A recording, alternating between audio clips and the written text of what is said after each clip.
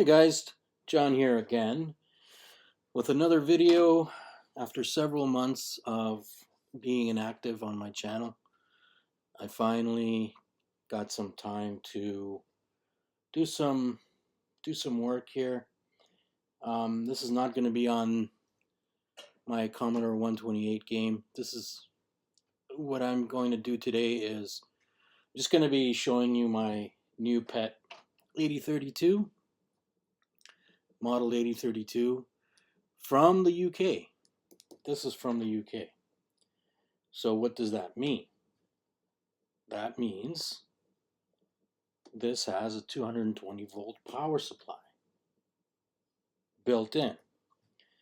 And so you cannot just connect this to a North American power outlet. This just won't work. Here in North America we have 110 or 120 volts, and in the UK you have 220 volts, I believe. Yeah, 220 volts. So how do we get this powered in North America? You need, let's see if I can show you that. You need a power up transformer, and that's what I have right here. Okay, so this is a bit of overkill. This is, I think, 1500 watts, and it's way more than enough. So what we have to do here is, this is the UK plug right here, and in the back I've got the North American 110 to my power strip. So 110 in from the back and 220 out. This goes to the PET. But I wanted to show you something. Let me see if I can move that over for you. I wanted to show you something.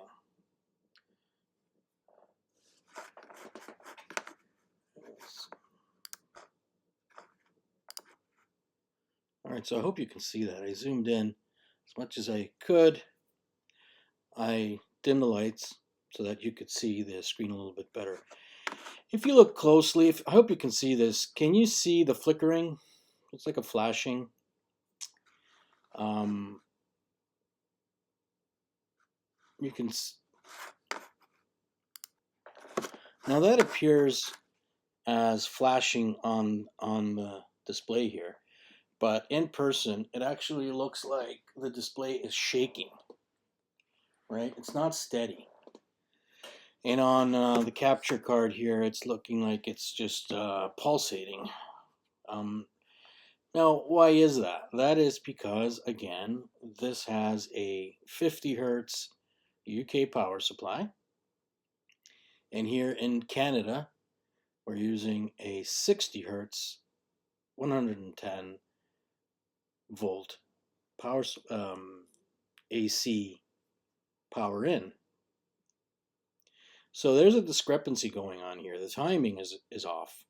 The timing is just not synchronized. You've got 50 hertz on the power supply and 60 hertz coming in from the mains. So we can actually fix this. We can adjust this and remove that pulsating flicker, if you will. We can remove that, and I'll show you how to do that. And I'm going to open this up, and we're going to change a ROM chip. So I'll just rearrange things here a bit, show you the inside, show you the motherboard, and show you what we're going to swap out.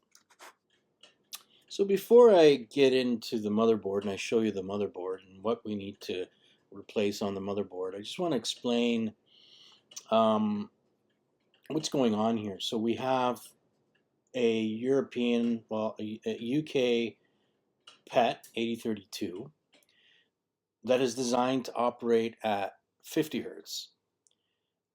And now we're bringing in 60 hertz AC.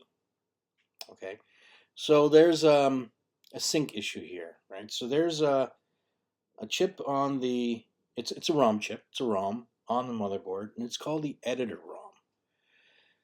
Now, the editor ROM is responsible for putting the display on the screen, right? Putting text on the screen.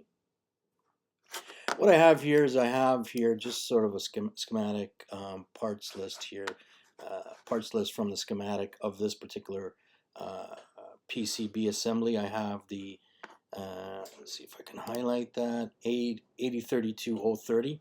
That's the one I have. And I'll show you where I got that from. That comes from Zimmers.net,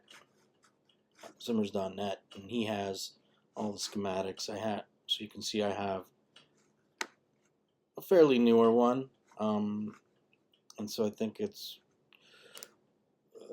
this one. Yeah, it's this one. And so when I did some research on this, on what I needed to replace to fix that flickering issue, as I went through the parts list, and I discovered, okay, there's a ROM here that's from E00 to EFF, right? It's mapped to that address range. And interesting enough, we have a frequency denoted right beside these ROMs. So what we have in here now is we have the 50 hertz, and we have to swap this out with one that I have that operates at 60 hertz. So, and that's at IC UD7. So let's have a look now at the motherboard, and I'll identify for you what that ROM is, or what that EEPROM is. All right, so here's the motherboard.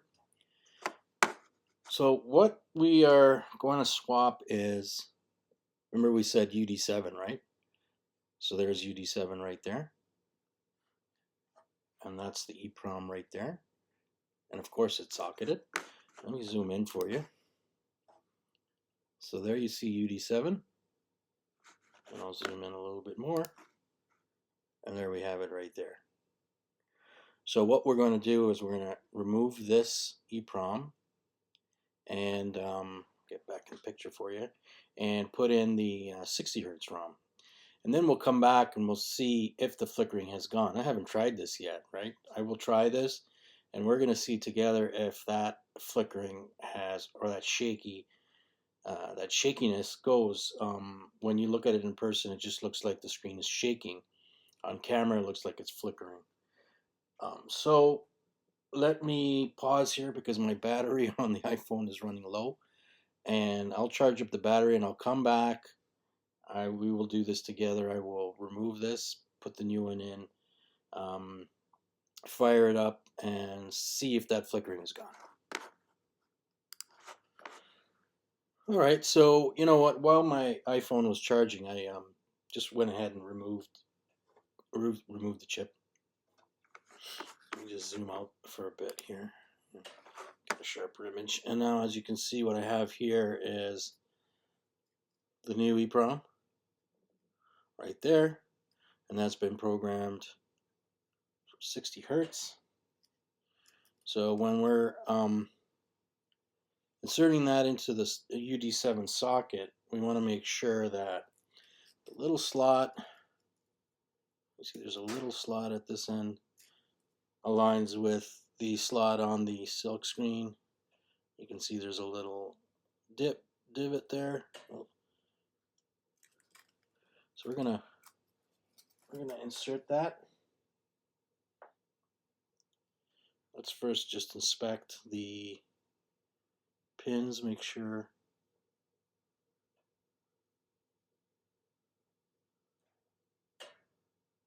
that they are nice and aligned.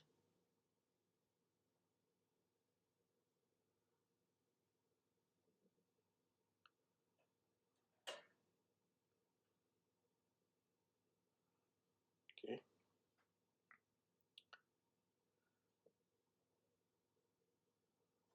Let's go ahead and insert that without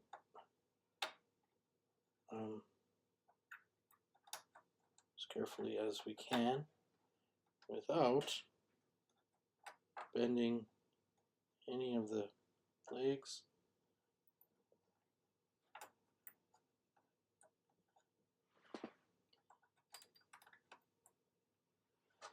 I think these have to be bent in ever so slightly. They seem to be protruding out a little bit too much, and so they're not really going in. Just gonna bend them in ever so slightly. We're gonna try this again.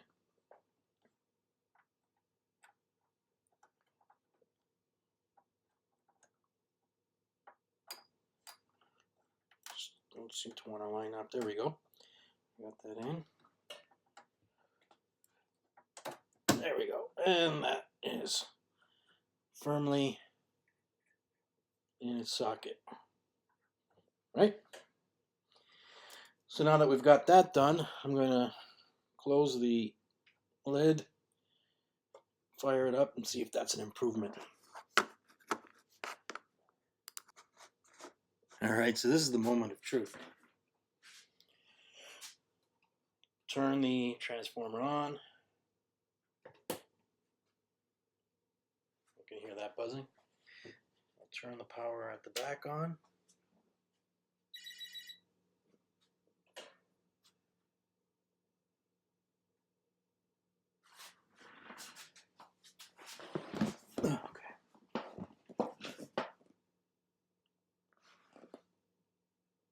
Well, while you can still see that flicker on the screen, I promise you the shakiness has completely gone away. I'm going to close the lights.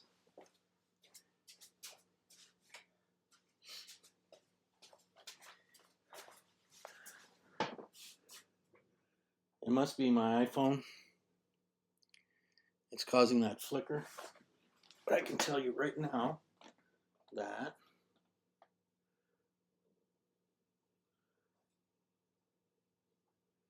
it's not shaking at all on my end. Wow. Big improvement. Big improvement. I wish I could say the same for you guys watching. It's not benefiting you guys at all. But I can promise you that it is stable and it looks awesome. It looks just great.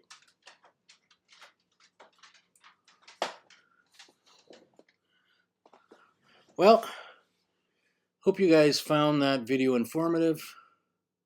On the next video, I'll continue on my Commodore 128 game.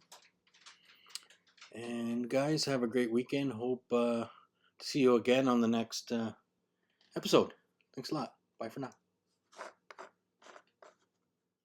Hi everyone. I want to take a moment to talk about something that affects so many of us, our mental health.